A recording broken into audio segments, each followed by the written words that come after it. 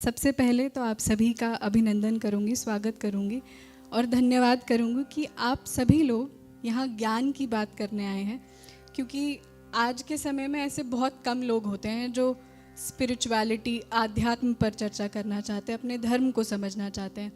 तो आप सभी का बहुत बहुत धन्यवाद कि आप सभी यहाँ गुरु जी के ध्यान बैठक में उपस्थित हुए हैं हमारे साथ।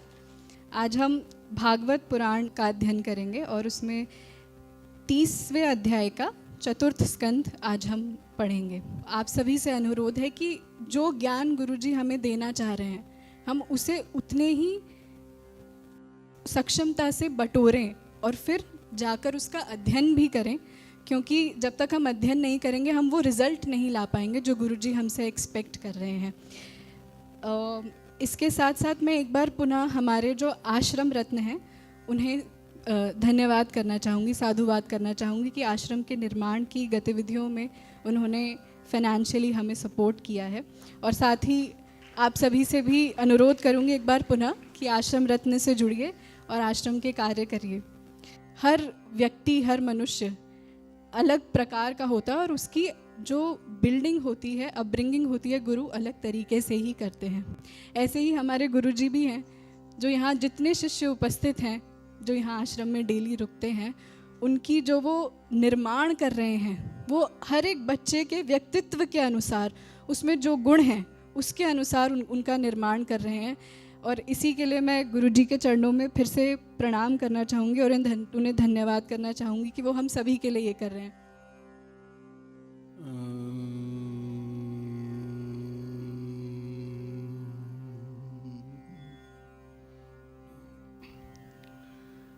सबसे पहले उन गुरु के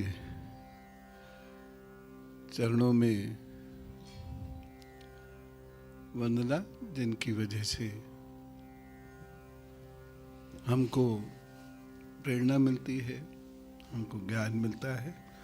और उससे पहले आप सभी लोगों को मेरी राम राम। कष्ट रहित जीवन असंभव है। पृथ्वी में जो फ्रिक्शन है वही फ्रिक्शन लाइफ में है। इसलिए यदि कोई भी व्यक्ति ये सोचता है कि सब ठीक हो जाए, ये असंभव है। श्री कृष्ण के जीवन से मैं उद्धृत करता हूं। श्री कृष्ण एक वैभवशाली परिवार से हैं, लेकिन श्री कृष्ण का जन्म हुआ तो कहां हुआ? कारागार में। उसके बाद श्री कृष्ण टोकरी में दूसरी मां के पास पहुंचा दिए गए, यानी श्री कृष्ण को अपनी मां के दूध का स्वाद लेने का भी अवसर नहीं मिला। फिर वो जो जो बड़े होते जा रहे थे, शरारती वो थे ही, वो जो जो बड़े होते जा रहे थे, श्री कृष्ण पर लगातार खतरा मंडराता रहा। आप उनकी त्रासदी को देखिए। हम सभी लोग ये कल्पना करते हैं कि सब कुछ बहुत अच्छा हो जाए, जैसा हम कहें वैसा हो जाए, जो असंभव है, वह संभव ही नहीं है।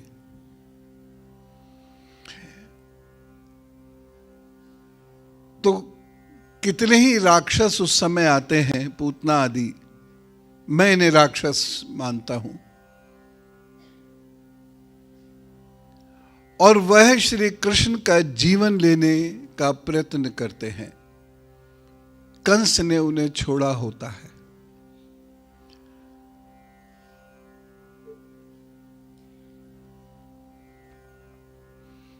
ऐसे तमाम राक्षसों से वह बाल्यकाल में ही भिड़ जाते हैं, भिड़ना पड़ता है, क्योंकि उसके अलावा और कोई रास्ता नहीं है उनके पास।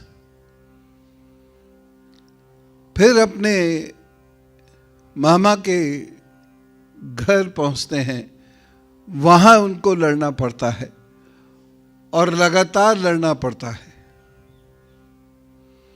फिर उनको उस भूमि को छोड़कर जाना पड़ता है जहां वह अध्ययन करते हैं, अध्ययन करने के बाद तप करते हैं और उसके बाद उस भूमि को फिर छोड़ना पड़ता है, भागना पड़ता है, जिसकी वजह से उन्हें रणछोड़ सिंह कहा जाता है। उन्हें भागना पड़ता है।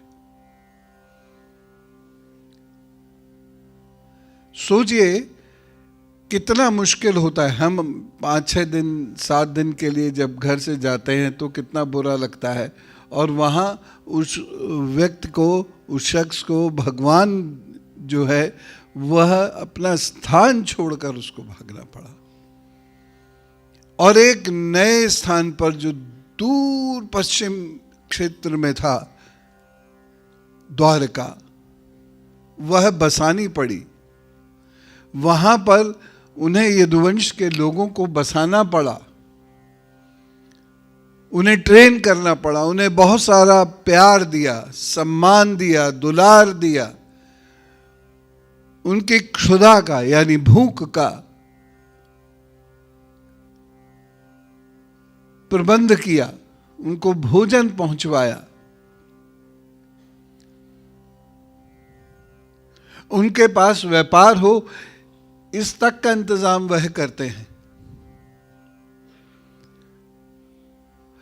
और देखिए, यही लोग एक समय उन्हें क्रिटिसाइज करते हैं।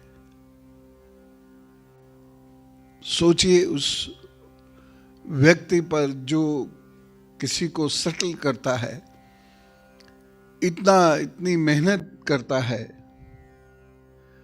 और उसी के वही लोग उसकी आलोचना करते हैं। इस बात की शिकायत उन्होंने की थी एक बार। युद्ध होता है तो युद्ध भूमि में सब लोग अलग अलग लोगों के जख्मों की बात करते हैं, लेकिन किसी को श्री कृष्ण के जख्म नहीं दिखते। श्री कृष्ण के रक्त बह रहा होता था, टपक रहा होता था, लेकिन फिर भी आप देखें कि वो सबसे पहले उन लोगों की सेवा शुश्रूषा करते थे, उन लोगों का हालचाल देखते थे जो लोग युद्ध में घायल सिपाही हैं।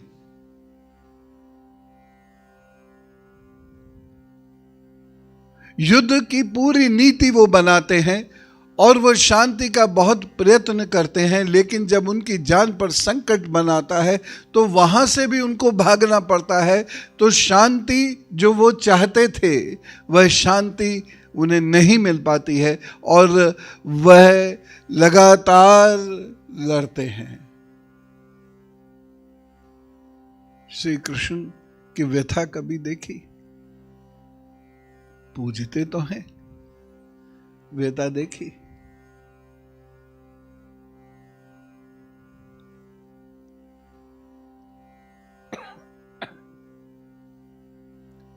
और हम ये सोचते हैं कि हम पूरी तरह से एक ऐसी सड़क पर चलेंगे जिसमें कोई घर्षण ना हो, कोई फ्रिक्शन ना हो, कोई इश्यूज ना हो, कोई प्रॉब्लम ना हो। ये कैसे संभव है? सब कुछ मेरे मन का हो जाए, ये कैसे संभव है?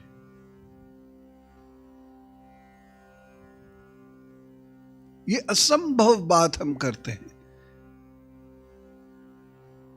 इसलिए हमेशा हमें ध्यान रखना होगा श्री कृष्ण की उन बातों का कि जहां पर उन्हें तिरस्कार सहना पड़ा, 99 गालियां खा रहे हैं, और वो व्यक्ति जो सर्वशक्तिमान है, उस व्यक्ति के पास जहां बहुत बल है, लेकिन चूंकि एक को वायदा किया था, उस वायदे को निभाने के लिए वो 99 बार गाली खाते हैं। आप इमेजिन करके देखिए क्या वैभव है श्री कृष्ण का और क्या ट्रीटमेंट उनके साथ हो रहा है। तो जब श्री कृष्ण नहीं बख्शे गए तो हम आप कैसे बख्शे जाएंगे? दरअसल प्रॉब्लम क्या होती है, मैं श्री कृष्ण के जीवन से उदाहरण लेकर आगे बात करता हूं। श्री कृष्ण कहते हैं क्रोध क्या है? जब हमारी एम्बिशंस पूरी नहीं होती हैं, जब हमारी महत्वाकांक्षा पूरी नहीं होती है, तो जो हम महसूस करते हैं वो क्रोध है।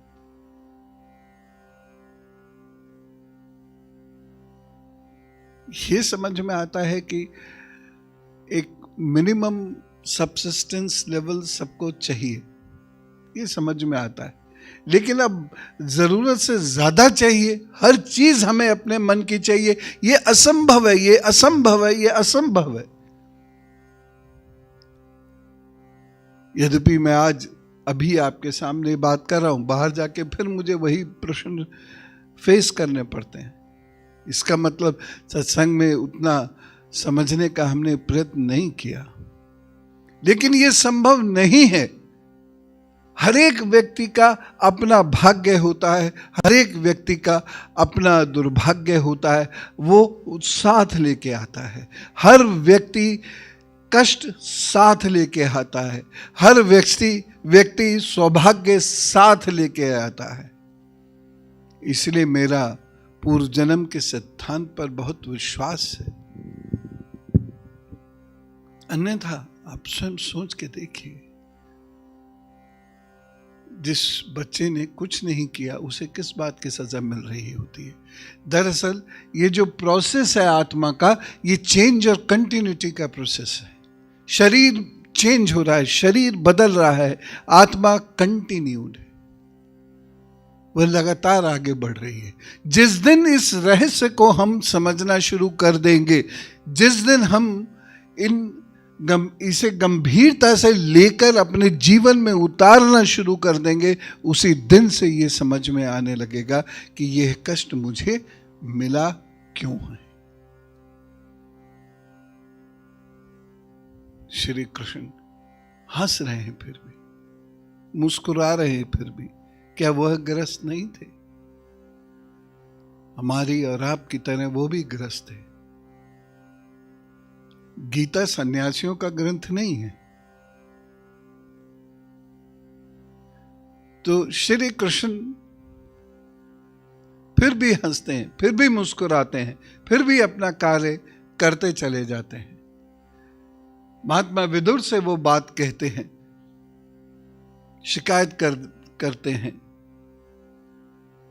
बलदाऊ से छोटी सी शिकायत वो करते हैं, जबकि बलदाऊ भी उस वक्त में जब परेशानियों का समय था, संकट का समय था, वो भी उस समय उनके साथ खड़े नहीं थे। फिर भी उन्होंने उस चीज को हल्के से ले लिया और उनसे अपनी बातचीत की, रिश्ता नहीं तोड़ा। श्री कृष्ण का व्यक्तित्व महान इसलिए नहीं है कि वो लड्डू गोपाल है, या वो शरारत करते हैं, या वो मां राधा के प्रेम में डूबे रहते हैं। श्री कृष्ण का व्यक्तित्व इसलिए महत्वपूर्ण है क्योंकि श्री कृष्ण वह कार्य कर सकते हैं, वह कार्य करते थे, वो कार्य उन्होंने किया है जिससे मानव का कल्याण हो। आज मानव इसे भूल गया, हम आप सब इसे भूल गए। सोचिए, भगवान है, लेकिन कष्ट, हर जगह कष्ट। उनके दोनों बेटों ने उनकी बात नहीं मानी, लेकिन धर्म के रास्ते पर चलने वाला व्यक्ति डिगा नहीं, उसने अपने बेटों को छोड़ दिया, धर्म का रास्ता नहीं छोड़ा। दो प्रमुख बेटे,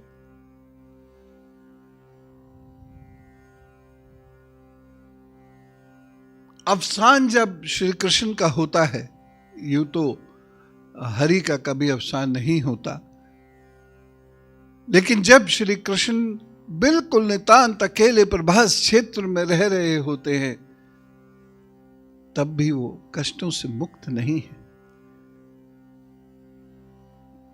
दुख का बोझ उनके सर पर है।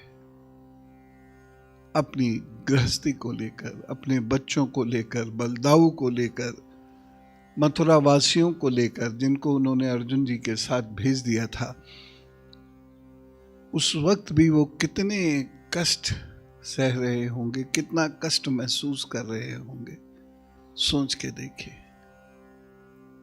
क्रोध का दूसरा कारण है,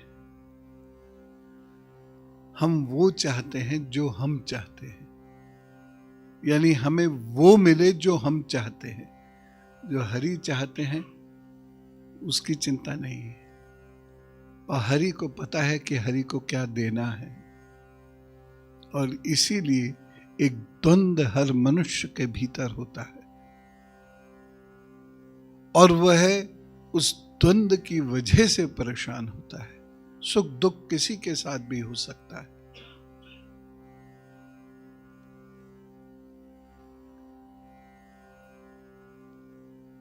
लेकिन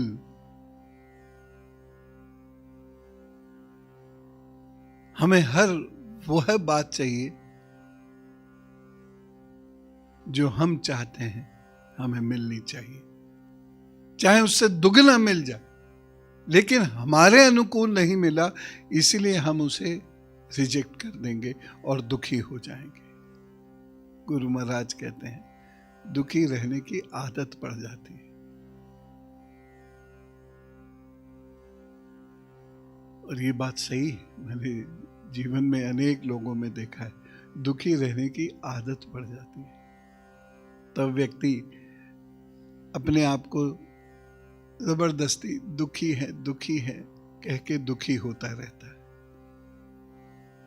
वहां ऐसे लोग भी होते हैं जिनसे अगर आप बात करेंगे तो वो कहेंगे सब ठीक है, सब कृपा है, सब प्रभु कृपा है।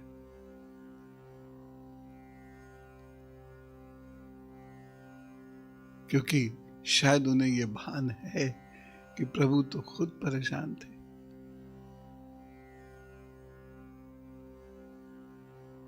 तो दूसरा कारण जो होता है हमारे क्रोध का, हमारे डिप्रेशन का, वो ये होता है हमें वो चाहिए जो हम चाहते हैं, हमें वो नहीं चाहिए जो हरि की इच्छा होती है।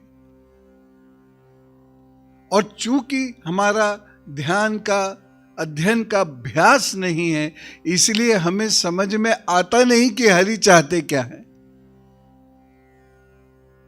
ये बहुत महत्वपूर्ण बात है। और जो तीसरा कारण मैं समझ पाता हूं वो ये है, कुछ भी हो जाए, हमें तुम्हें धोखा भी देना पड़े, तुम हमारी अपेक्षाओं पे खरे उतरो, हम भले ही तुम्हारी अपेक्षाओं पर खरे ना उतरे।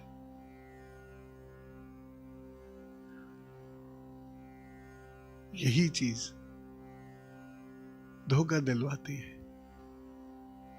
घर में भी, पार्टनरशिप में भी, बाहर भी, कार्यालयों में भी, इस कारण से वो धोखा होता है। आज की बात मैं पूर्ण यहीं पर करता हूं, ये याद दिलाते हुए कि सबको सब कुछ नहीं मिल सकता। जीवन का जो रास्ता होता है, इसमें फर्क सिर्फ इतना होता है, किसी के जीवन में संघर्ष ज्यादा होता है, किसी का कम होता, सबके जीवन में है। और जो क्रोध और अफसान के 3 तरीके बने, 3 मजबूरियां, परेशानियां मैंने बताई, वह भी अपने दिमाग में रखिएगा। बहुत सारी चीजों से जीत संभव है, जीतने के लिए लड़ना आपको पड़ेगा। श्री कृष्ण संदेश दे रहे थे, युद्ध श्री अर्जुन को ही लड़ना पड़ा।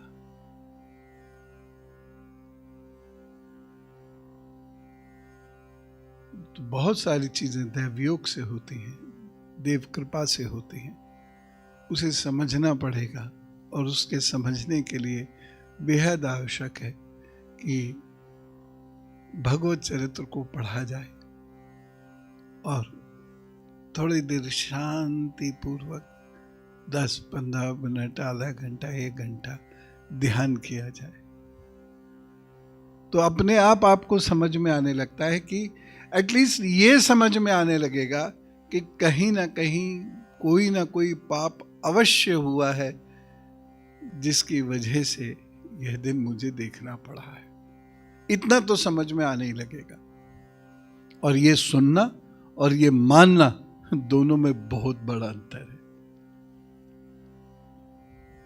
सब जानते हैं कोई ना कोई तो गलत काम हुआ होगा, जाने अनजाने, इस जन्म में, पूर्व जन्म में, लेकिन इसे स्वीकार करना ये बहुत मुश्किल होता है।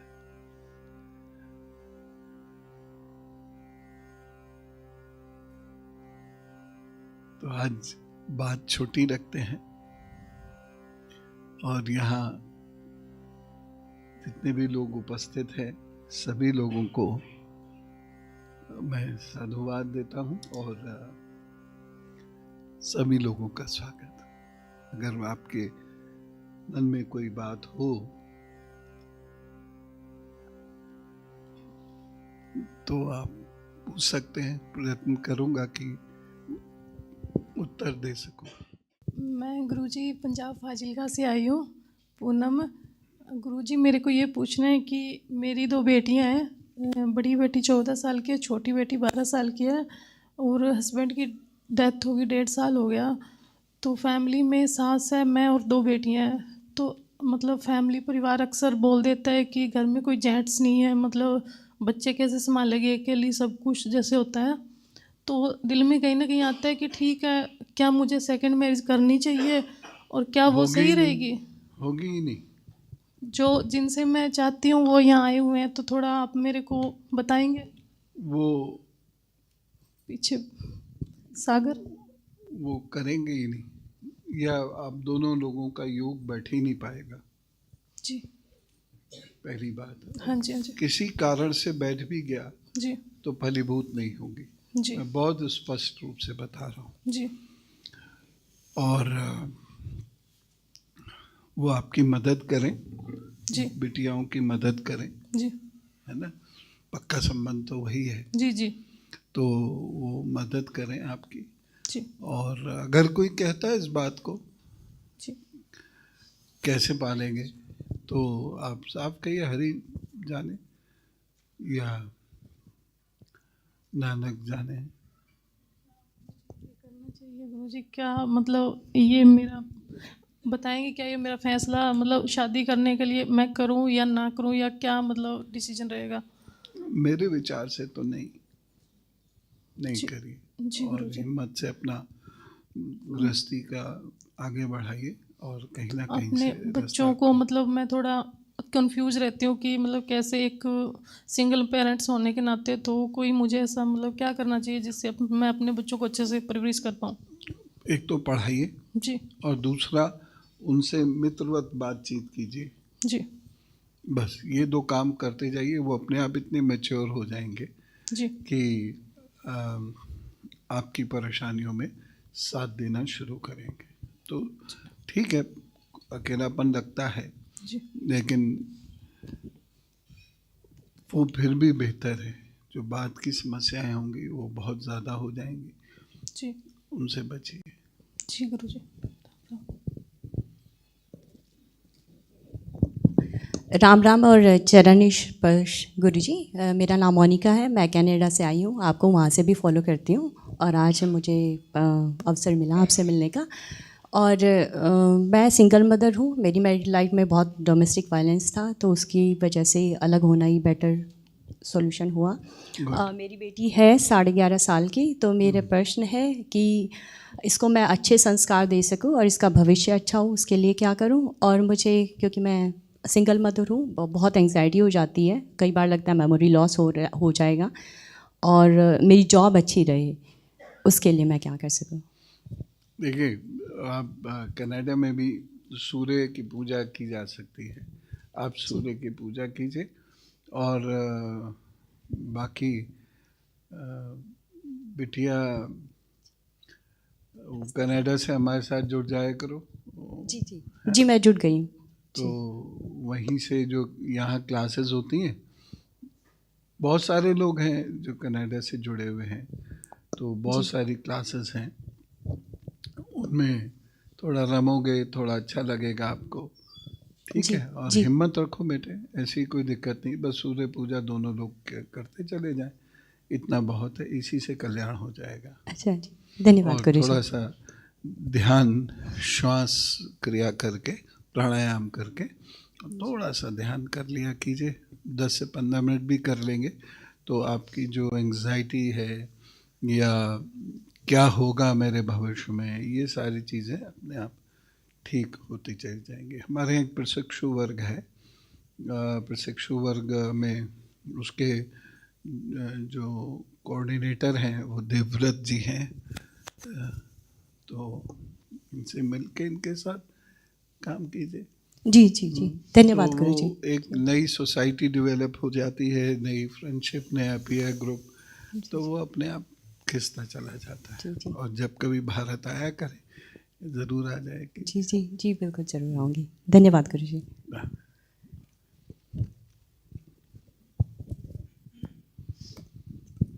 राम राम गुरुजी। राम। गुरुजी, अभी मैं फ़िज़िक्स पढ़ रही थी तो मेरे दिमाग में ये प्रश्न आया। फ़िज़िक्स में गुरुजी जब हम स्पेसिफिकली न्यूक्लियर फ़िज़िक्स और रे फिज़िक्स पढ़ते हैं तो उसमें हम ये ऑब्ज़र्व करते हैं कि फोटॉन और इलेक्ट्रॉन दोनों वेव भी बन सकते हैं और दोनों पार्टिकल तो हैं ही। ऋग्वेद में यही लिखा हुआ है, conversion of wave into particles and और गुरुजी उसके बाद कई सारे experiments electron photo electric effect ये भी शो करता है कि हम दोनों को इंटरचेंज कर सकते हैं। फोटॉन इलेक्ट्रॉन बन जाता है और इलेक्ट्रॉन फोटॉन भी बन सकता है और दोनों डिफ्रैक्शन भी शो कर सकते हैं। उसके बाद गुरुजी इन दोनों पार्टिकल्स में एनर्जी भी होती है, जो आइंस्टाइन ने और प्लैंक क्वांटम थ्योरी ने बताया, E=mc²। गुरुजी आइंस्टाइन की थ्योरी तो अब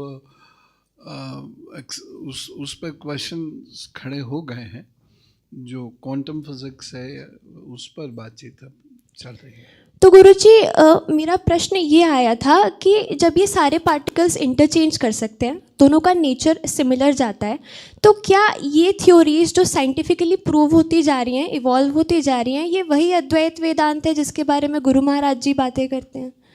और अगर ये वही है तो बिना एक्सपेरिमेंटेशन के, साधना और ध्यान से उन्हें ये रियलाइज़ कैसे हुआ कि यही मतलब every constituent in this universe is from one unit? Bharat के जो ग्रंथ हैं, जो शास्त्र हैं, जब आप उनको पढ़ते हैं और डिसाइफर करते हैं, इसे कंप्यूटर की भाषा में डिकोडिंग कहते हैं शायद, तो आपको ये सारी चीज़ें पता चलने लगती हैं। बीच में एक समय आया, 18th सेंचुरी से वो शुरू होता है, 1835 में जब हमारी एजुकेशन सिस्टम पूरा तरह चेंज कर दिया गया, तो हम लोग उन चीज़ों को भूलना करना शुरू कर दिए। तो अगर हम नहीं भूलते तो उन लोगों की तरह हम भी इसको पहचान सकते थे। और भारत का जो स्पिरिचुअल सिस्टम है बहुत स्ट्रॉन्ग है, वो है ही science based, so called science. So called मैं इसलिए कह रहा हूँ कि साइंस का मतलब बहुत बड़ा है, हम उसे केवल 3 सब्जेक्ट्स के रूप को ही समझते हैं, ये साइंस है। तो वो आपकी भी समझ में आने लगेगा ये कैसे पॉसिबल है। कहाँ सोचते रहो, चिंतन करते रहो, तो माइक्रोकॉस्म क्या है, मैक्रोकॉस्म क्या है, दोनों एक दूसरे से कैसे जुड़े हैं, ये सब समझ में आने लगेगा। बिंदु से ब्रह्मांड की यात्रा क्या होती है ये समझ में आने लगेगा अपने आप। गुरुजी, हमारे ऋषियों ने जब ये थ्योराइज किया, ऋग्वेद में डाला, तो क्या उस समय भी एक्सपेरिमेंटेशन हुआ था? जी हाँ, बिना एक्सपेरिमेंट के कुछ नहीं होता। 6 प्रकार के प्रमाण होते हैं।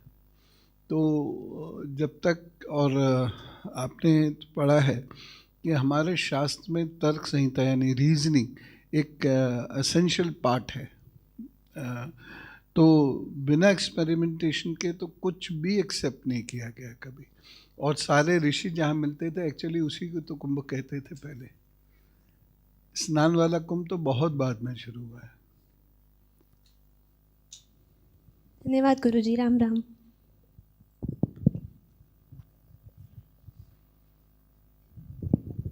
सभी को राम राम और गुरुजी को सादर चरण स्पर्श।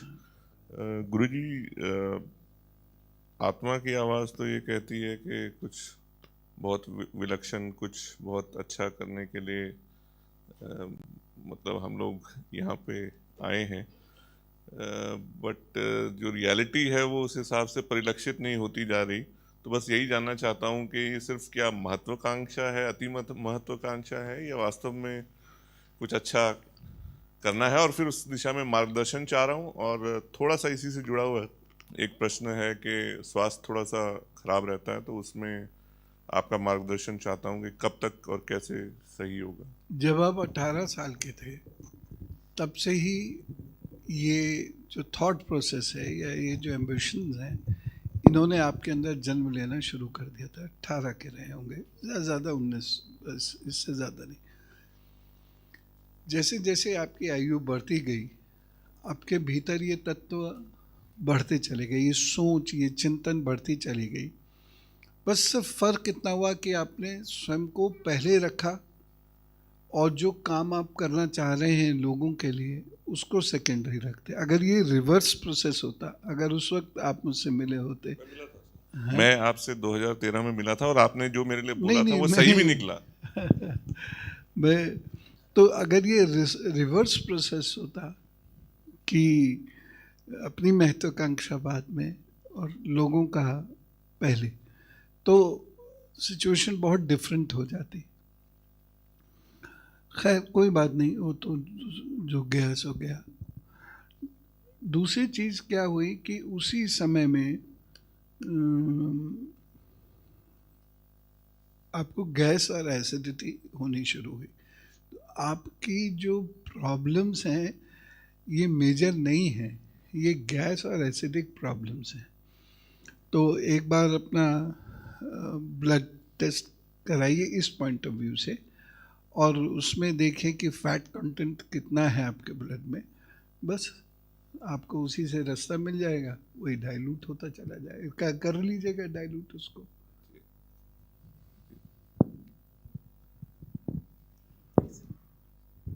राम राम गुरुजी, आपके आशीर्वाद से जीवन में आपको लिवर और हार्ट थोड़ा सा ध्यान रखना होगा। हाँ राम राम गुरुजी, जी, आपके आशीर्वाद से जीवन में काफ़ी आनंद है। प्रभु कृपा। बस एक छोटी सी दुविधा है, वो बिटिया है, वो भी साथ में भी आई है। हाँ हाँ। उसका पोस्ट ग्रेजुएशन कर रही है, वो MA इकोनॉमिक्स। तो काफ़ी टाइम से जॉब ढूंढ रही है लेकिन सफलता नहीं मिल पा रही है, और साथ में ही है बिटिया। खड़े हो जाइए। तुमने UPSC के एग्ज़ाम्स के लिए कभी सोचा? इंडियन इकोनॉमिक सर्विसेज के बारे में कभी सोचा? सोचो, थोड़ा सा उधर काम करो, और साथ ही साथ अगर पॉसिबल है तो MBA HR में कर लो, ठीक है, जॉब हो जाएगी। धन्यवाद गुरुजी। साथ 27 से इनका समय बहुत अच्छा है, तब तक ये फटाफट कोर्स निपटा लो, ठीक है।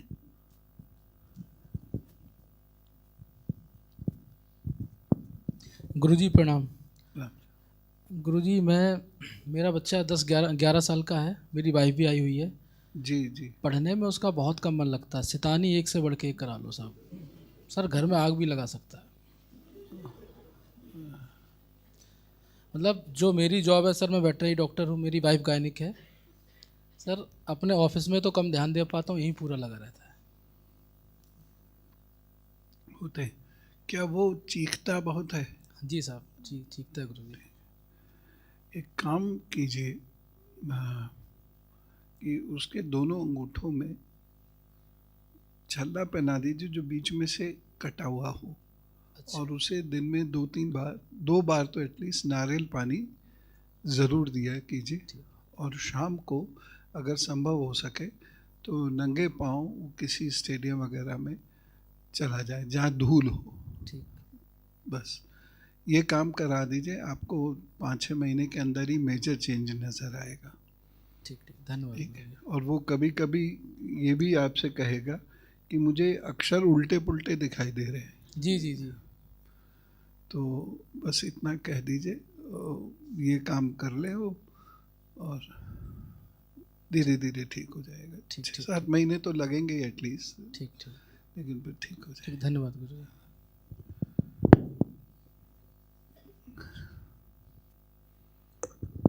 राम राम गुरुजी। मैं पहली बार आई हूँ यहाँ आश्रम में। अच्छा, मैं अपने बेटे के बारे में पूछना चाहती हूँ। ये जब होने वाले थे तो आपकी तबीयत काफ़ी ख़राब हुई थी। जी हुई थी, और ये जब हुआ था ना तो रोया नहीं था थोड़ी देर के लिए, तो फिर ये होने के बाद मतलब 10 मिनट बाद रोया, और उसके पूरी रात पूरी रोते रहा। तो सुबह होकर ये एडमिट हो गया एनआईसीयू में। 15 दिन तक ये एनआईसीयू में था। उसके बाद से इसकी ग्रोथ कम हो गई, और फिर एमआरआई में बताया गया कि इसका Autistic है। 0.5% ग्रोथ इंटेलेक्ट कम है जी। थोड़ा सा, लेकिन समय के साथ साथ ये चलेगा। क्या करना है, सोते समय तलुओं की मालिश करनी है, जी। किससे गुरुजी? किसी भी चीज़ से, घी हो तेल हो, तलुओं की खूब मालिश करनी है आधे घंटे, तो ये धीरे धीरे फिर ग्रोथ पकड़ने लग जाएगा। जी। इसके गुरुजी एक साइड में भी दिक्कत है थोड़ी, राइट साइड में, इस हैंड में भी और इस लेग में भी दिक्कत है। हाँ, आपकी दवाओं का प्रभाव है वो। जी। अच्छा। इसलिए मैं कहता हूँ कि जब घर में कोई भी बिटिया जब माँ बनने वाली हो तो बहुत ध्यान रखें अपना, और घर के लोग भी बहुत ध्यान रखें उसको कोई अपनी तरफ से दुख कष्ट ना हो। ज़्यादा क्या है, वो आपसे टिक्की बर्गर मांग लेंगी और क्या है। तो ये दवाइयों का प्रभाव है, दवाइयों के प्रभाव की वजह से इनका जो बैलेंस है वो जी। कम हो गया है।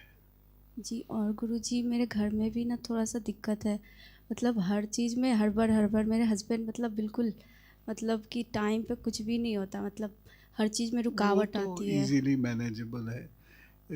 आपको क्या करना है आप लिखिए, और उस अनुसार शेड्यूल को फॉलो। आप तो सब पे मोबाइल है, मोबाइल में अलार्म रहता है, शेड्यूल से फॉलो करते चले, वो तो सही है, हड़बड़ ठीक हो जाएगी। इस पर ध्यान दीजिए, ठीक है। तो जो मैंने बताया ये करवाइए, थोड़ा समय तो लगेगा, लेकिन ये अपनी नॉर्मल लाइफ। हाँ, वो वही प्रॉब्लम है, वो सारी प्रॉब्लम का एक ही रीज़न है, ब्रेन, ठीक है ना। तो स्पर्जर डिजीज रहती है, वो है ये। राम राम गुरुजी। मेरा नाम सचिन है और मेरी उम्र 17 साल है। अभी पिछले साल 12th पास की थी, तो 72 पॉइंट कुछ परसेंटेज आई है। तो बहुत सारे लोग अच्छे लग रही है, पर मेरा पढ़ाई में इंटरेस्ट नहीं है बिल्कुल भी। तो मेरा प्रश्न ये है कि अगर हम पढ़ाई ना करें तो हमारा मतलब, अगर हम समाज के लिए कुछ करें या जीव जंतुओं के लिए कुछ करें तो हमारा जीवन सफल है, या फिर पढ़ाई से ही जीवन सफल हो? नहीं, आप स्टार्टअप में जाओ,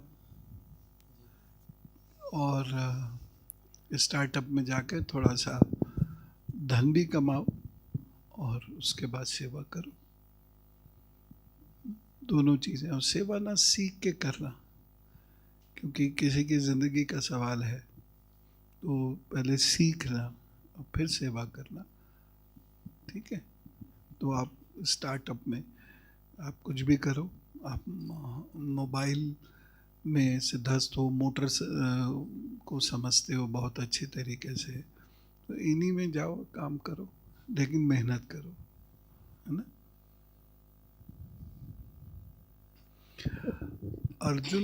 अर्जुना रिष्ट एक आता है, वो आप लेना शुरू कर दो।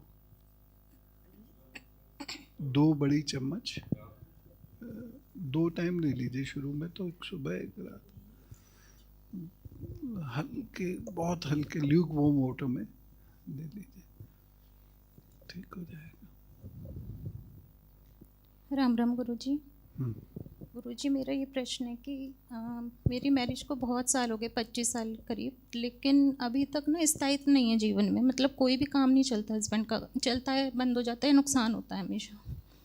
मतलब लाइफ ऐसे नहीं चल रही है कि थोड़ी सी स्मूथ भी चले। तो क्या करें, समझ नहीं आता, कोई रास्ता नहीं समझ आता, क्या करें। गुरुजी आए भी हैं, यहाँ बैठे, इधर आए हुए भी हैं। गुरुजी तो आए हुए हैं। नहीं गुरुजी तो आए। तो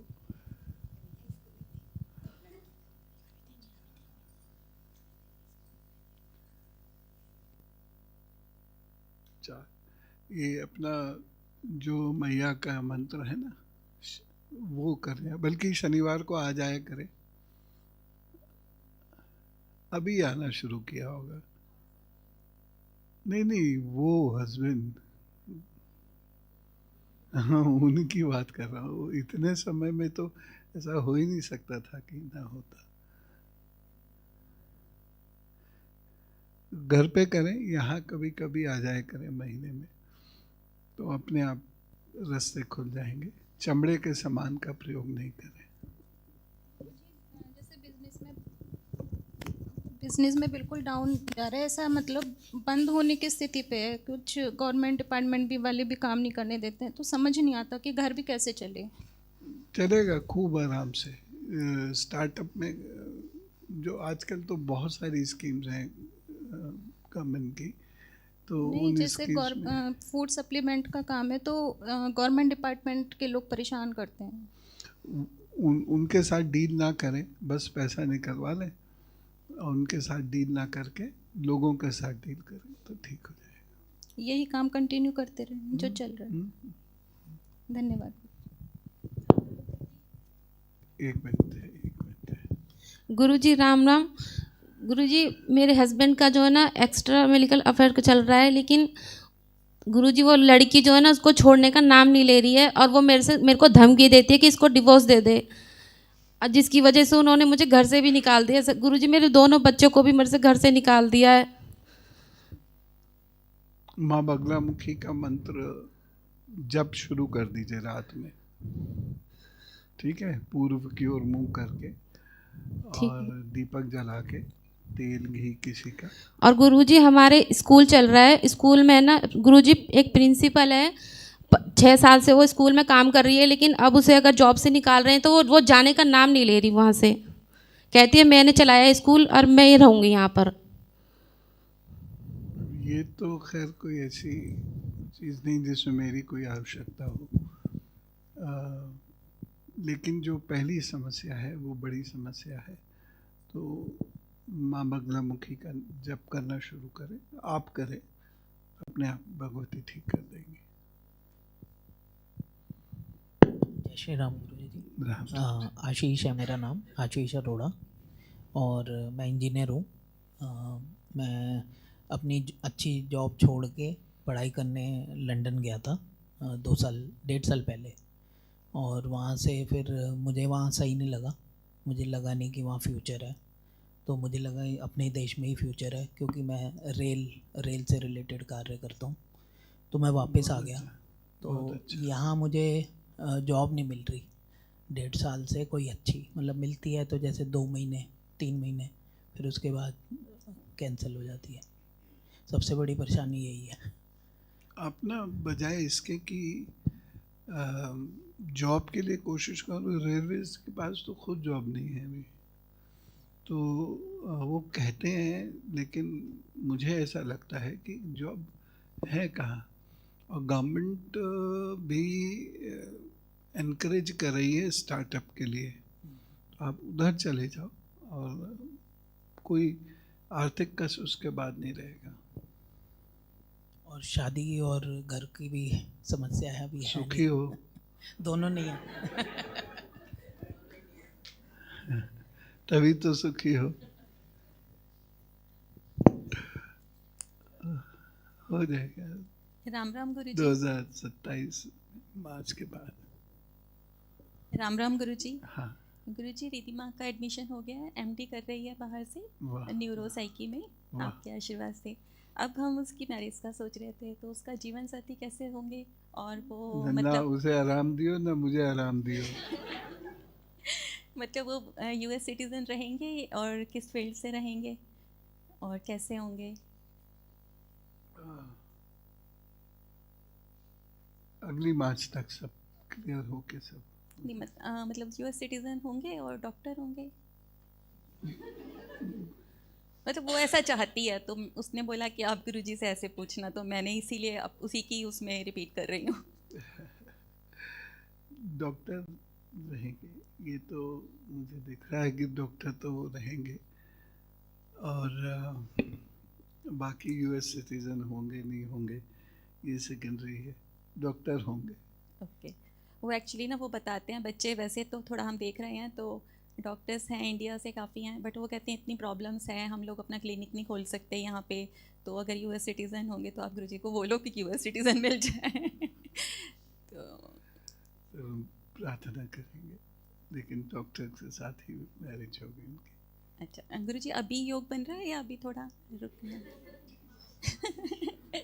आपने बताया था फैब के बाद से शुरू हो जाएगा, फैब तो ख़त्म होने वाला है। अरे उसके बाद से शुरू होगा। अच्छा। बिल्कुल, आप तो ऐसे समझ रहे हो कि पहली मार्च को बैंड का नाम भी बता दूं। गुरुजी 30 ईयर के हो गए हैं। कोई बात नहीं, पढ़ते लिखते हैं बच्चे तो उनकी उम्र हो ही जाती है, और उस अनुसार फिर उनको मिल जाता है। ठीक है, राम राम गुरुजी। हो जाएगा, निश्चिंत रहिए, और अच्छा ही होगा। राम राम गुरुजी। अभी फैब खत्म नहीं हुआ वैसे। राम राम गुरुजी। मेरी बेटी 27 साल की है, उसका स्वास्थ्य ठीक नहीं रहता, उसको दौरे टाइप पड़ते हैं। हाँ। और उसको गुस्सा भी बहुत आता है। उनको कफ की दिक्कत है बहुत ज़्यादा, उसकी वजह से जो है ना ब्लड सर्कुलेशन प्रॉब्लम। क्या नाम बताया? आकांक्षा नाम है बेटी का। 15-16 साल से उसको दौरे पड़ते हैं। जब छोटी थी वो 7th में थी, अब 27 साल की हो जाएगी बेटी। नोज ब्लॉक रहती है? हाँ जी, यहाँ पे बताया कि यहाँ पे प्लॉट्स जमे हुए हैं सिर में थोड़ा। ट्रीटमेंट भी एम्स में ले रही है। हाँ, ठीक हो जाएगी ट्रीटमेंट। क्या मैं उसकी शादी कर सकती हूँ या उसको बाद में करूँ कि बिल्कुल ठीक हो जाए वो? ये समस्या आती है ना कि फिर शादी के बाद कि आपकी बेटी ऐसे है, वो वाली टेंशन बहुत रहती है। आधी लड़कियाँ तो इसीलिए परेशान है कि मम्मी जो है पीछा नहीं चलती। नहीं, वो तो शादी करने के लिए तो तैयार नहीं होती, पर करते हैं धीरे धीरे। मैं करनी तो है ही, करनी तो है ही है।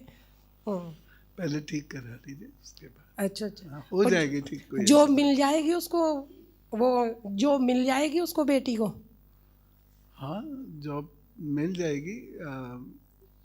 1-2 जॉब मिलके फिर छूटेंगी, फिर जॉब मिलेगी। ये बताओ, शादी पहले करूँ या नौकरी उसके, ये वाला बताओ। अभी बताया तो था। हाँ जी, आज मैं एक ही बार बोल पाता हूँ।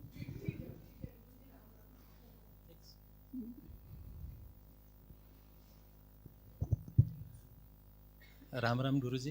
राम राम। मैं जलंधर से हूँ। जी जी जी, जानता हूँ। आपके आशीर्वाद से बेटी ने CA और CPA तो कर लिया है। वाह।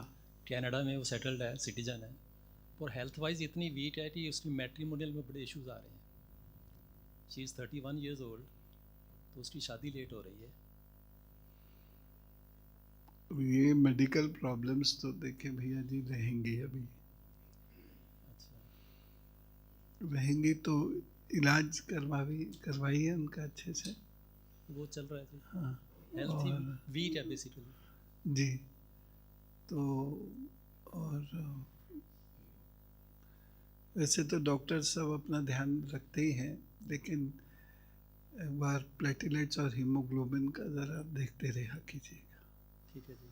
और अगर हो तो यहाँ किसी अच्छे नेचुरोपैथ से बात करके और उनको वहाँ दवाई दिलवा दीजिए। यहाँ से ट्रीटमेंट आयुर्वेदिक चला रहे हैं उसकी।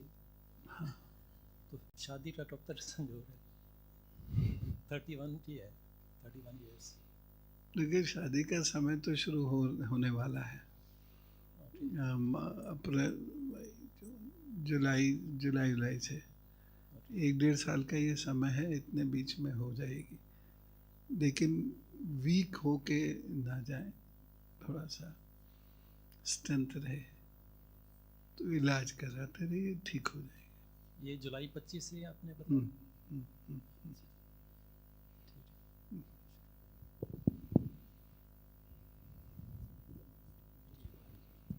गुरुजी राम राम। गुरुजी मैं बिटिया के बारे में पूछना था। आप क्यों पूछ रहे हैं?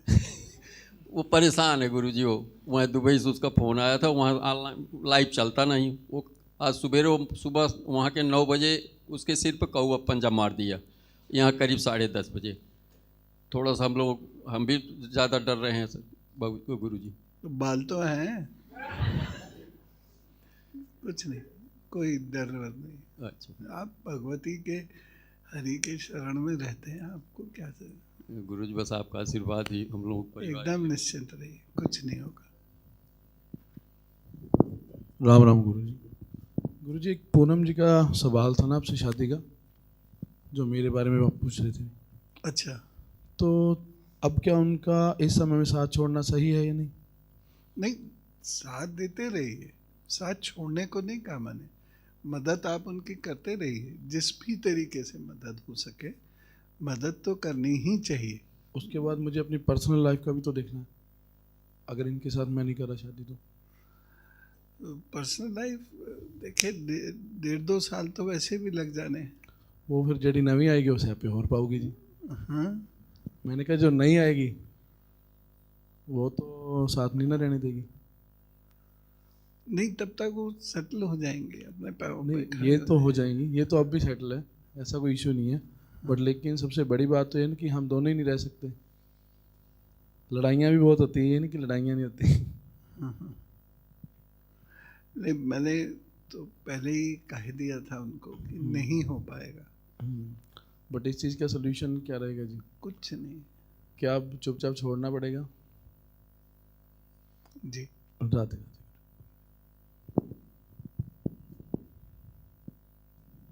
राम राम गुरुजी, सादर चरण स्पर्श। मेरा नाम रश्मि सिन्हा है, मैं छत्तीसगढ़ से आई हूँ। गुरुजी, मेरी इच्छा है कि मैं अपने राष्ट्र की सेवा करूँ, तो मैं ऐसा कौन सा मार्ग अपनाऊँ? मैं जानती हूँ मैं इतनी योग्य नहीं, लेकिन अगर प्रभु की इच्छा हो तो वो असंभव को संभव कर सकते हैं। तो फिर मेरी ये मेरा ये आपसे सवाल है गुरुजी, आप मुझे ऐसा रास्ता बताएं कि मैं अपने देश के लिए, अपने परिवार के लिए कुछ कर सकूं। बस मुझे सिर्फ एक चीज, क्या नाम बताया बेटिया? रश्मि सिन्हा। क्या एक समय ऐसा रहा जब दवाइयाँ बहुत खानी पड़ी? हाँ।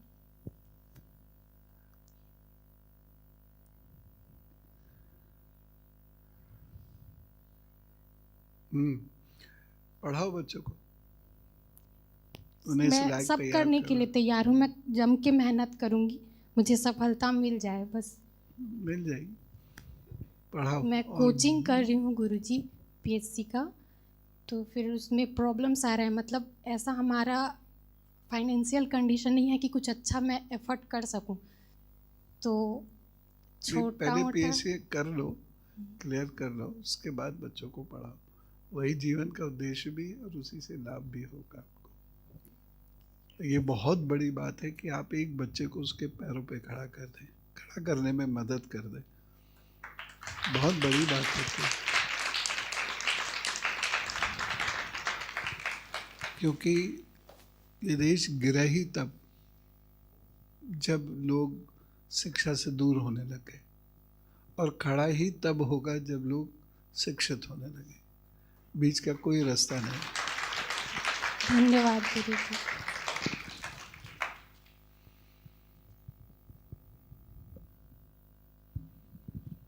राम राम गुरुजी।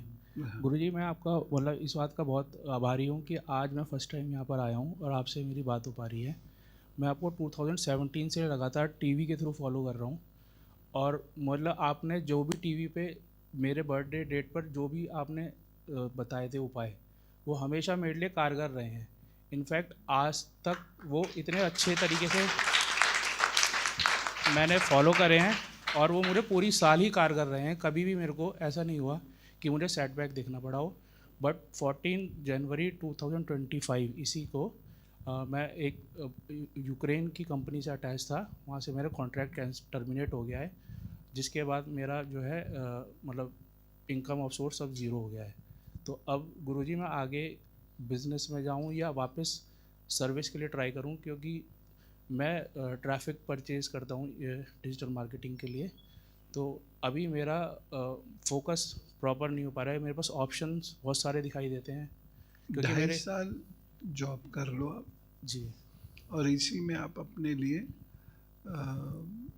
बिजनेस स्टैब्लिश कर लेना। 2.5 साल है बस, ज़्यादा नहीं। तो अभी के लिए जैसे मैं जॉब के इंटरव्यू तो लगातार दे रहा हूँ, बट अभी फोकस नहीं कर पा रहा हूँ, क्योंकि मैं MBA भी कर रहा हूँ फिनटेक में। तो अभी उसी में लेकर जॉब के लिए इंटरव्यू दूँ या कुछ और फील्ड में देखूँ? नहीं, नई फील्ड नहीं होगी आपकी। जो काम आप करते आ रहे हैं इसी में ही आपका काम हो जाएगा। कब और अभी समय शुरू हो जाएगा मई जून में, उसके बाद से फिर अभी के लिए कोई उपाय आप कोई बताएं? ज़रूरत है नहीं उपायों की। एक काम कर सकते हैं, लोगों को पानी पिलाया कीजिए आप बस। जी, धन्यवाद गुरु जी। बस ये उपाय है, ये बहुत, लेकिन बहुत महत्वपूर्ण उपाय है।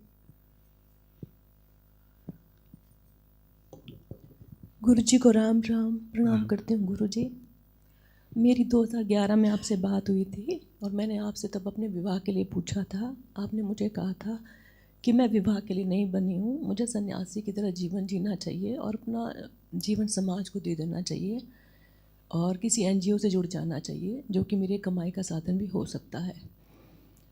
पर फिर गुरु जी 2014 में मेरी शादी हो गई। मैं नहीं करना चाहती थी, माँ बाप ने करवाई। उनकी ये समाज में वो रहे तो मैंने की। हस्बैंड डिप्टी डायरेक्टर हैं विप्रो में, पर मैं जेमस्टोन का काम करती हूँ। बहुत ज़्यादा ट्रैवल रहता है तो उसकी वजह से भूखे रहने की आदत सी पड़ गई, तो हेल्थ इश्यूज़ हैं। दूसरा, गृहस्थी में मैं भी नहीं हूँ, मैंने त्याग दिया है। पति समझते हैं, उनको मैंने बताया था कि आपने मुझे मेरे जीवन की राह बताई थी। वो फोर्स नहीं करते, वो एक पुत्री की तरह मुझे देखते हैं। समाज की नज़र में हम पति पत्नी हैं, पर है नहीं। एक बेटा है गुरुजी, पर अब दिक्कत ये हो रही है कि मैं अब परिवार में जाती हूँ, पति के ससुराल में या सोसाइटी में, मुझे वो सारी बातें बेकार लगती हैं, बकवास। मुझे लगता है कि किसी से भी बात करके उनके बीच में जाके कोई फ़ायदा नहीं है, वही सब बातें होंगी और मैं अपनी एनर्जी वहाँ नहीं लगाना चाहती। तो मेरे माता पिता को लगता है कि मैं अपना जीवन अब आश्रम को दे रही हूँ और मैंने मन में गुरु गुरु चलते हैं, तो मैं अब उनकी प्रति अपनी जिम्मेवारियों को पूरा नहीं कर रही। ऐसा नहीं है, मैं कर रही हूँ, पर अब मैं असमंजस में हूँ कि पति शायद कुछ चाहते थे, वो मुझसे हुआ नहीं, और अब मैं वो दुविधा में हूँ। तो इसीलिए मैं ज़्यादा काम में रहती हूँ कि मैं वो, मुझे मतलब शायद उनको फेस ना करना पड़े। तो अब मुझे रास्ता उनको कॉन्फिडेंस में लीजिए, जो इतने वर्ष कॉन्फिडेंस में वो रहे हैं, ये बड़ी बात है। तो उनको कॉन्फिडेंस में लेके अब अपने मस्ती वाले कार्य कीजिए। आपको देखिए, उलझने वालों को उलझने वाले मिल जाते हैं, उलझाने वाले मिल जाते हैं, और जिन लोगों को उन सब चीज़ों से अलग रह के मौज मस्ती करते हुए अपना काम निकालना है, करना है, उन्हें वैसे लोग मिल जाते हैं। तो ये तो हमारे ऊपर बहुत कुछ निर्भर करता है। तो जैसे बहुत सारे मैंने ऐसे लोग भी देखे जो खूब हंसते खिलखिलाते रहते हैं, बाकी किसी काम चक्कर में नहीं पड़ते, हंसी हंसी में सब कुछ वो अपना काम करते रहते हैं। तो ऐसे ही आप बन जाइए। घर वालों को लगता है कि ये शायद सबको एक दिन छोड़ के चली जाएगी आश्रम में। उनसे उन्हें विश्वास दिलाइए कि आप कुछ नहीं छोड़ेंगे। उन्हें विश्वास दिलाते रहिए, ये विश्वास दिलाना पड़ता है थोड़ा सा। आपको लगता है मैं अपने आश्रम के प्रति भी और अपने लिए बहुत आसान है, कोई दिक्कत नहीं है। आश्रम का कोई भी काम है, वो कार्य आप कहीं भी बैठे कर सकते हैं, और घर में रहते हुए आप उन्हें विश्वास दिलाते रहिए कि कोई नहीं जा रहा है, सारे कार्य पूर्ण करेंगे, ऐसा कुछ नहीं। और एक जो गुरुजी मुझे भूखा रहने की आप बोल सकते हो एक आदत से पड़ गई, क्योंकि ट्रैवल बहुत ज़्यादा रहता है, मैं बाहर जाती हूँ, तो पेट में एक छोटा सा A ग्रेड से भी कम का अल्सर है, तो वो ठीक हो जाए? हाँ, वैसे तो दवाइयाँ हैं, आयुर्वेदिक है, होम्योपैथी है, उससे वो घुल जाती है, तो ट्राई करके देख लीजिए जी। बस उसमें समय लगता है थोड़ा सा जी। 7 महीने ट्राई करते, कोई ऐसा रिस्क तो मुझे नज़र आ नहीं रहा। एक दिन देह छूटेगा गुरुजी, सब यहीं पे छूट जाएगा, बैंक का बैंकों में, खातों का खातों में, पति सब छूट जाएंगे, पर मैं जब देह छोड़ूं तो मुझे आपकी स्मृति रहे, इतना आशीर्वाद दे दीजिए। मैया कृपा करे।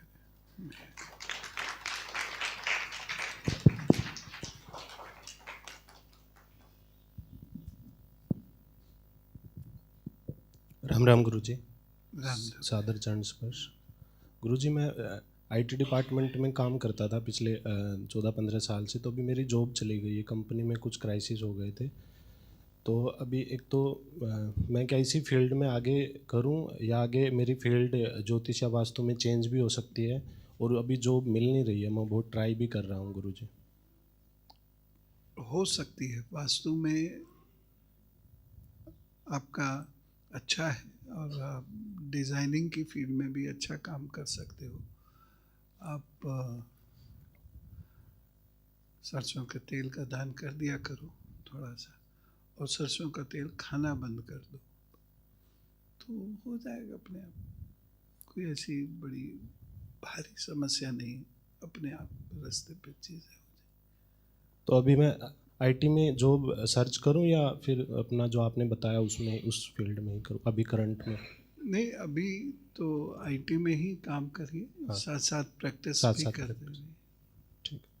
संडे तो मिलता ही है, बहुत हाँ। है, प्रैक्टिस करने से ही चीज़ें आती हैं। धन्यवाद गुरुजी।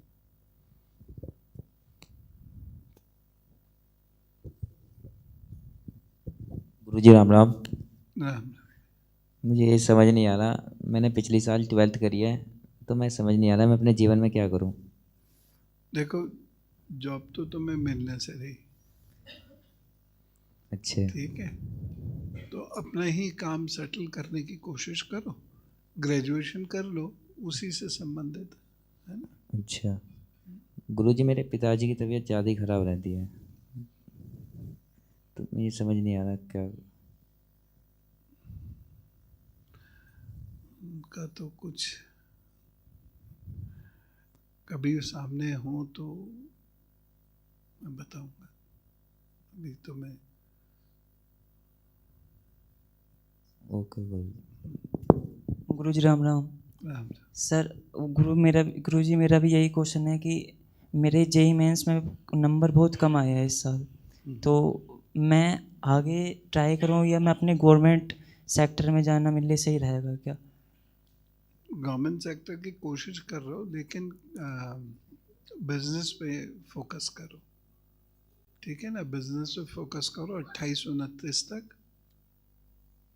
क्या हुआ?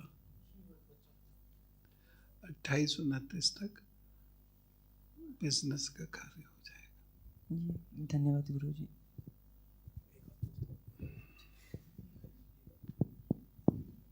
राम राम गुरुजी, मैं विपुल त्यागी मुजफ्फरनगर से।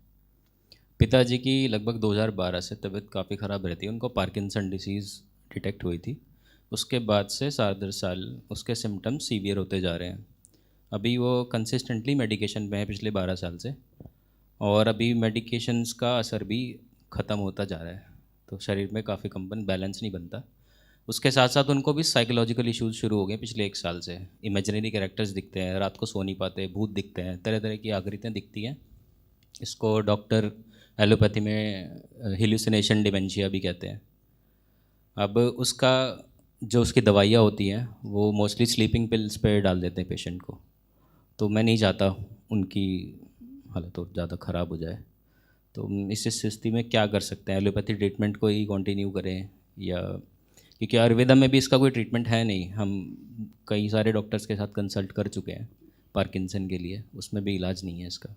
इलाज नहीं है उसका, एक ही इलाज है विटामिन सी, और तो कोई उसका इलाज नहीं है। तो संतरा दिन में 2 संतरे दे दिया कीजिए उनको, जब संतरे बंद हो जाए ना तो कीनू दे दिया कीजिए, उससे उसमें कोई फ़र्क नहीं पड़ता। और आप होम्योपैथी या आयुर्वेदिक से करिए, क्योंकि देखिए 26 और 27 ये 2 बहुत कठिन वर्ष हैं उनके लिए, ठीक है। तो बल्कि आप कहें तो 25 की नवंबर से ही कठिन समय शुरू हो जाएगा, 2.5 वर्ष। तो इतने बीच में इन दोनों पैथीज में कोशिश कर लीजिए। गुरुजी राम राम। डांट क्यों रहे हो?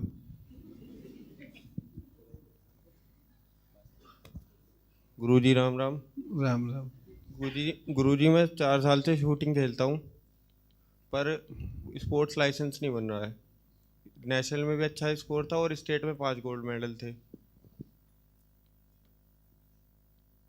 आप वही बच्चे तो नहीं जिसके लिए हमने भी कोशिश की थी? हाँ जी, हाँ जी। पता नहीं, कागज तो पूरे हो गए थे आपके, बन ही नहीं पा रहा।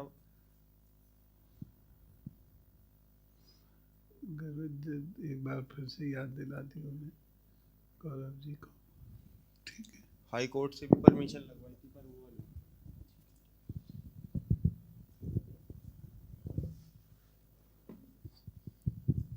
पता नहीं कहाँ तक गया, एक बार देख लेंगे। गुरुजी राम राम। गुरुजी वाइफ की ना तबीयत दिन पे दिन ख़राब होती जा रही है, डाउन जा रही है। एक ऑपरेशन बोला है यूट्रस का करवाने के लिए, और लगता है कि कहीं कोई मेजर इशू ना हो जाए। यूट्रस का ऑपरेशन तो अब बहुत होने लगे, तो ऐसी कोई इसमें तो परेशानी नहीं है। थोड़ा सा कहीं ऐसा ये देखिए कोई डिप्रेशन सा तो महसूस नहीं कर रहे? डिप्रेशन महसूस करती हैं बहुत ज़्यादा, स्ट्रेस बहुत ज़्यादा है। हाँ, उसकी मेडिसिन कुछ दिन ले लें, एलोपैथिक नहीं मैं कह रहा हूँ, जो भी उनकी मर्ज़ी हो, आयुर्वेदिक भी ले सकते हैं, होम्योपैथिक भी ले सकते हैं। तो मैं किसी पैथी के बारे में नहीं कह रहा, लेकिन थोड़ा कुछ दिन वह ले लें। ऑपरेशन गुरुजी कब करवाएं? अब करवा ली 4 मार्च के बाद। मार्च में? मार्च अप्रैल करा लीजिए। और गुरुजी कोई मेजर इशू तो नहीं होने वाला? ना ना ना, कोई नहीं।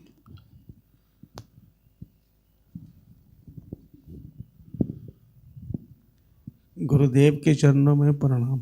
राम। गुरुजी 2 क्वेश्चन है बस। जी जी।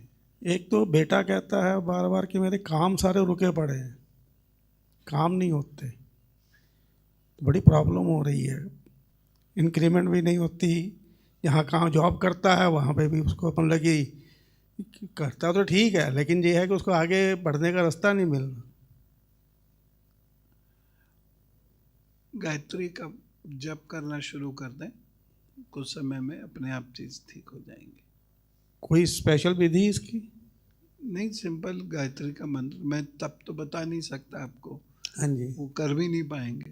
तो बस आप उनसे कहिए कि गायत्री के मंत्र का जप करें सुबह ही सुबह, सूर्य जब उगता है तो नाइट ड्यूटी करता है तो सुबह तो वो जाग ही रहा होता है। बस ठीक है। ठीक है। अच्छा, दूसरी बात है कि ऋषियों ने, हमारे बड़े बुजुर्गों ने, सब ने कहा है कि 4 अवस्थाएं होती हैं, जागृत, स्वप्न और सुषुप्ति। चौथी बड़ी रेयर होती है, जिसको तुरीय अवस्था कहते हैं। उसके बारे में कुछ बता सकते हैं? असल में पहले 3 अवस्थाओं का पता हो, अभ्यास हो, तब तुरीय अवस्था के बारे में जानना उपयुक्त है। बस थोड़ा सा मैं बता देता हूँ, क्योंकि ये अभ्यास के बिंदु हैं। तुरीय अवस्था एक ऐसी अवस्था है जिसमें मस्तिष्क आपका आपके अनुसार जागता और सोता है, और स्वप्न दर्शन भी जिसमें संभव है। और कभी कभी ये थोड़े मोटे रूप में किसी को प्राप्त हो जाती है। जब आप कहते हैं ना कि फला व्यक्ति ऐसा लगा था बिल्कुल मेरे सामने खड़े हुए तो उन्होंने मुझसे कुछ कहा, तो ये तुरीय अवस्थाएं हैं। तो जो जागृत अवस्था, तो अब जैसे यहाँ सब सुधीजन है, जागृत अवस्था हो गई, और तुरीय अवस्था वो अवस्था आएगी जिसमें मस्तिष्क जो है मनुष्य के अनुसार चलेगा और इंद्रियां भी मनुष्य के सोच के अनुसार, उसके मन के अनुसार कार्य करेंगी।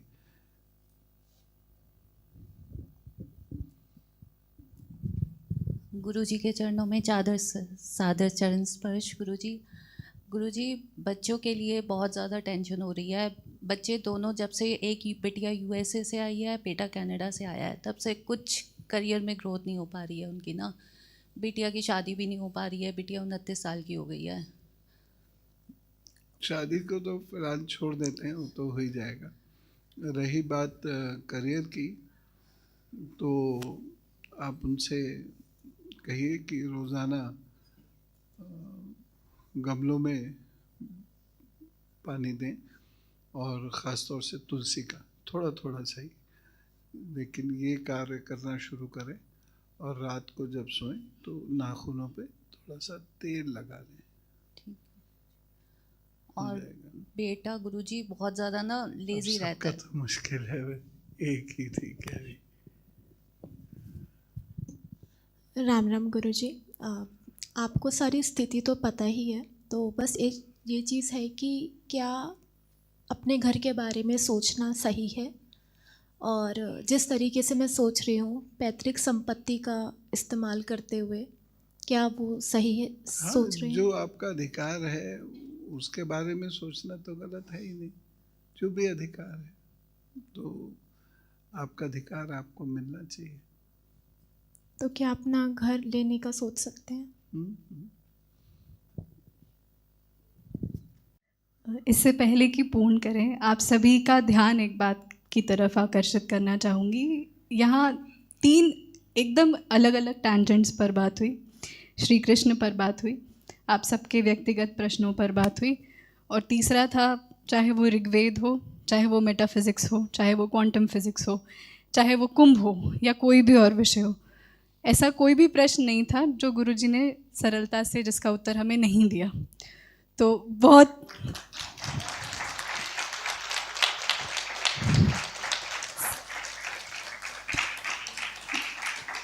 मुझे ऐसा लगता है जिन लोगों ने प्रश्न पूछा उन्हें उत्तर मिले होंगे, और जिन्होंने प्रश्न नहीं पूछा पर जिनके मन में प्रश्न थे उन्हें भी उत्तर अवश्य मिल गए होंगे। तो मैं एक बात आपसे कहना चाहता हूँ, बस बिटिया 1 सेकंड खड़े रहो, कोई दिक्कत नहीं। एक बात समझिए, क्यों हम बार बार ऐसा कहते हैं कि सब लोग मिलकर जप करें? ये कहा जाता है ना, मिलकर जप करें। तो एक व्यक्ति के द्वारा किए जाने वाले जप का उतना परिणाम नहीं होता। संवेद अगर कोई जप किया जाता है और उससे जो फ्रीक्वेंसीज उत्पन्न होती हैं, उनका जो प्रभाव होता है आपके ऊपर, वह किस व्यक्ति को क्या देना है ये वो फ्रीक्वेंसी अपने आप ढूंढ लेती है। इसलिए हमेशा हम इस बात को कहते हैं, मानते भी हैं, कि या तो आप उच्चाई स्वर में किसी जंगल पहाड़ पर बैठ के जप करें, और या फिर संवेद जप करें। सब लोग बैठकर जप करें, सुने, बोले, तो उसका जो हायर फ्रिक्वेंसीज है, लैम्डा फ्रिक्वेंसीज उन्हें बोला जाता है, तो उस पर वो 30 तक की वेव्स उसमें डेवलप होती हैं, जो अब सामान्यतः अब कोई तपस्वी है तो एक अलग बात है, अन्यथा आप उत्पन्न नहीं कर सकते। इसीलिए साथ बैठकर जो चर्चाएं होती हैं सकारात्मक, और साथ बैठ के जो नकारात्मक चर्चाएं होती है, दोनों में बहुत अंतर होता है। इसलिए हमेशा सकारात्मक बात ही करनी चाहिए। और जो साथ बैठकर जप करने का एक दिव्य अनुभव है, इसे महसूस करना चाहिए। तो साथ बैठ के जो चर्चा हुई, उससे मुझे भी फायदा होगा, आप सभी को भी लाभ होगा, क्योंकि उस पावर को ईश्वर भी सुनते हैं, जो वहाँ पावर डेवलप होती है। और इसीलिए मैं इसे दिव्य स्थान कहता हूँ, क्योंकि वहाँ वो पावर्स हैं। अब आप कितना महसूस कर पाते हैं वो एक अलग बात है। जैसे बच्चों को पढ़ाने के लिए बच्चों के लेवल पर आना पड़ता है, ठीक उसी तरीके से उन पावर्स को फील करने के लिए उनके लेवल पर जाना पड़ता है। तो जैसे ही आप इस चीज़ को महसूस करना शुरू कर देंगे, क्योंकि यहाँ बहुत सारे लोग हमने देखे जो बड़ी विशेष समस्याओं से जूझ रहे थे, माँ के पास बैठ के बस उन्होंने जप किया, संवेद जप किया और प्रभु ने सुन ली। तो आप लोग इस बात का हमेशा ध्यान रखें कि जब भी साथ बैठें, सकारात्मक बात करें और नकारात्मक बात बिल्कुल ना करें, क्योंकि उससे सबके जीवन में नकारात्मकता आएगी। और दूसरी चीज़, साथ बैठ के जो जप, वंदन, आरती आदि किया जाता है, उसकी जो वेव्स उससे डेवलप होती है, वो इतनी पावरफुल वेव्स होती हैं कि मान लीजिए प्रभु स्वयं सुन के आप पर अपनी कृपा बरसा रहे हो। तो ये ध्यान रखा कीजिए कि कभी भी आरती वगैरह में जाएं तो निश्चिंत होकर, पूर्णतया समर्पित होकर और 15-20 मिनट, आधा घंटा दें। और जैसा कि आप सभी को अपने प्रश्नों के उत्तर मिल गए हैं, तो प्रश्नों के उत्तर पाके चले मत जाइएगा। जैसा गुरुजी ने कहा, आश्रम आते रहिए, क्योंकि अगर आप भगवती के चरणों में प्रार्थना करते रहेंगे प्रतिदिन और उनको समझते रहेंगे, तो वो समस्या आने ही नहीं देंगी।